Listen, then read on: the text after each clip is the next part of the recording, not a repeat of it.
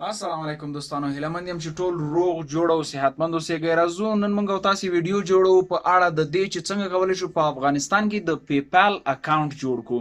که څه هم تاسو ته معلومات شته چې په افغانستان کې د پیپال اکاونټ جوړول سخت دي یا هم بعضې خلکو ته ناممکن کېدلی شي، ځکه افغانستان یو له هغه هیوادونو څخه دی چې پیپال یې نه سپورټ کوي یا ملاتړ یې نه کوي، ځکه افغانستان کې بانکینګ سیستم دومره ښه نه ده. خو بیا هم زه تاسو یو طریقه ښیم چې څنګه کولی شو په افغانستان کې د پیپال اکاونټ جوړ کړو.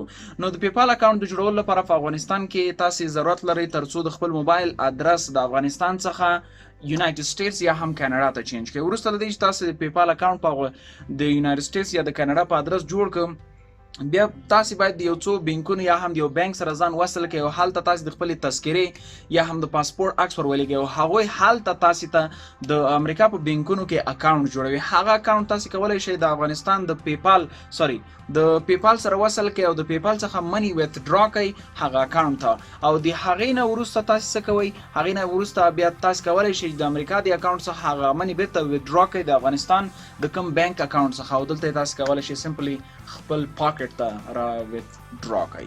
تھینک یو.